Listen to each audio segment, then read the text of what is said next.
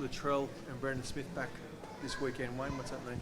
Oh, well, it's quality players. Yeah, we've got Humphries is back as well, and Peter. So no, it's going the right way this week, not the wrong way. We lost one and got four, so pretty good.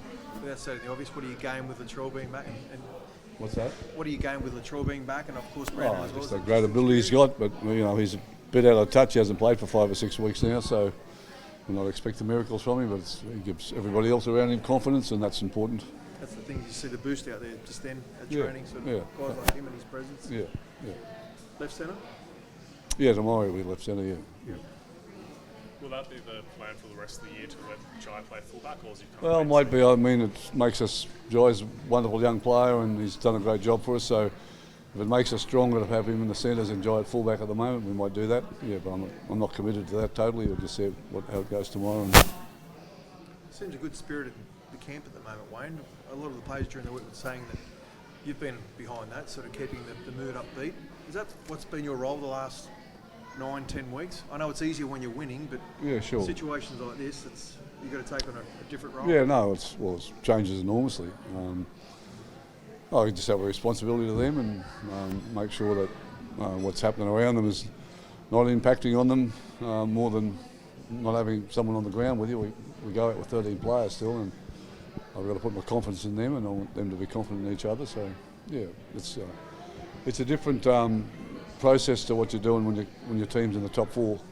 But that's our goal in the future. So that's where we want to head, and it's not going to happen this year. But I think it's been dubbed Spoon Bowl tomorrow. Is that a bit disrespectful? I don't know. What'll be dubbed? No, we're not talking about it. We don't. It's not an issue for us. So, media, anyone can have their fun with it, go for their life. I'm happy for them.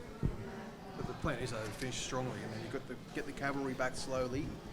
Yeah, that's right. Well, we've got 2 or 3 that won't be back, but overall there's more coming back in the next week or two as well. So it'd be nice to finish the season with them and just look forward to what's in the future.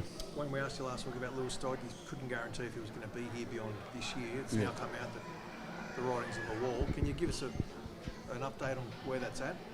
Oh, no, I think there's been some comment about it this week in the media, and I made a statement on it. I don't think I have to elaborate any more on that.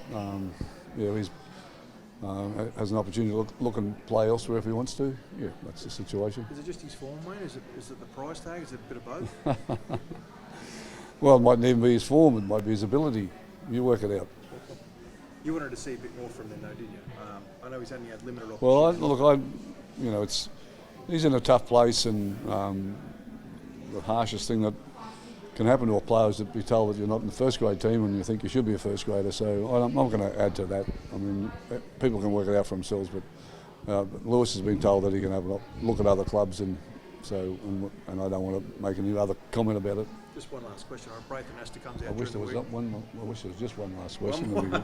He said it was one of the great recruitment blunders in NRL history. Is that harsh? I know you weren't here when Lewis was signed, but look, everybody's got an opinion, and if that's his opinion, that's his opinion. What I do know is that the exception of Penrith have won 4 in a row. We don't. Everybody doesn't win a premiership every year. We do make mistakes. We do get things wrong. Okay, but we get a lot of things right. We don't get the praise when we get it right. When we get it wrong, when someone like Braithen coming out and cheap shotting the decision maker at the time, we're not always going to get it right. So move on. Learn our lessons, and I'm sure at some other stage we'll recruit someone that doesn't work for us either, but that's down the future somewhere. Are you planning a big recruitment drive in the off-season? Sorry? No, I'm not. I'm going to organise a lot of hospital beds, make sure everybody's fit to go as early as we can, and if you want to spend 10 minutes looking at what our squad looks like here, you'll see we've got a pretty strong squad here, but just has not got on the football field this year. I guess, kind of knowing what you need going forward, given the injuries you've had this year? Well, we know what we need, and I think we've got it here. So it's we'll still recruit 1 or 2 players, but my saddest day here was the day I walked out and I had 18 guys on the bikes doing pre-season. That's where we've been since the start of the season, before it even started. But I'm optimistic enough to think with a lot of the players, a lot of the senior players that are injured at the moment won't come back and play this year, that they will be right for next year, and we can start the season with pretty much a clean slate, everybody available. So that's the plan right now, and we're going to stick to that. So one guy's kind of been real mainstay, Jai Arrow, this year.